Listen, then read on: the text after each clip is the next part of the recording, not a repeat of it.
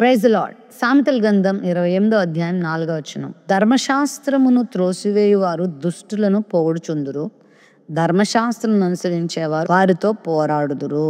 ధర్మశాస్త్రానికి దుష్టులకు అనగా దేవుని వాక్యానికి దుష్టులకి కొంచెం విరోధ భావమే ఉంటది.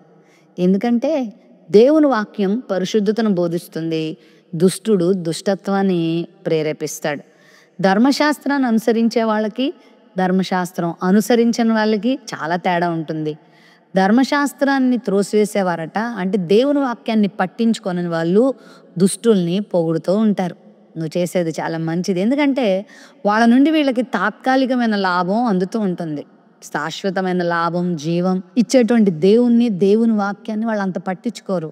కానీ దేవుని వాక్యంలో లీనమవుతున్నవారు, దేవుని వాక్యాన్ని వింటున్నవారు, చదువుతున్నవారు, దాన్ని అనుసరించే వాళ్ళు దేవుని వాక్యంలో ఉన్న శక్తిని అనుభవిస్తారు.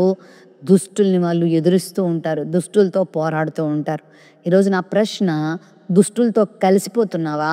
దుష్టత్వాన్ని ఎదిరిస్తున్నావా? త్రాగే వాళ్ళతో త్రాగేస్తున్నావు, తిరిగే వాళ్ళతో తిరిగేస్తున్నావు, అబద్ధాలు ఆడే వాళ్ళతో, మోసాలు చేసే వాళ్ళతో, అల్లరితో కొన్ని ఆటపాటలతో గడిపే వాళ్ళతో నువ్వు కలిసిపోతున్నావు. కానీ ఇది తప్పు, ఇలా చేయకూడదు, ఇలా చేస్తే నిత్య నరకానికి వెళ్ళాల్సి ఉంటుంది, ఇలా చేస్తే మన జీవితంలో దేవునికి దూరం అయిపోతాం, దేవుని శాపానికి గురవుతాం, ఆయన ఉగ్రతకు గురవుతాం అని నువ్వు ఎవరితోనూ వాదించలేకపోతున్నావు, ఎవరికి చెప్పలేకపోతున్నావు కదా.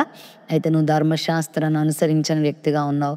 నిజంగా వాక్యానికి లోబడే వ్యక్తివి అయితే తప్పును తప్పుగా ఖండిస్తావు, మనుషుల్ని సరిచేస్తావు, ఆ ధర్మశాస్త్రాన్ని అనుసరించు. దుష్టులతో సాంగత్యం చేయొద్దు, దుష్టులకి సహకరించొద్దు, దుష్టులకు నువ్వు అతిథి మర్యాదలు చేయొద్దు, దుష్టులతో నువ్వు పొందు చేయొద్దు. ధర్మశాస్త్రాన్ని అనుసరించి దుష్టత్వంతో పోరాడు, గెలుస్తావు.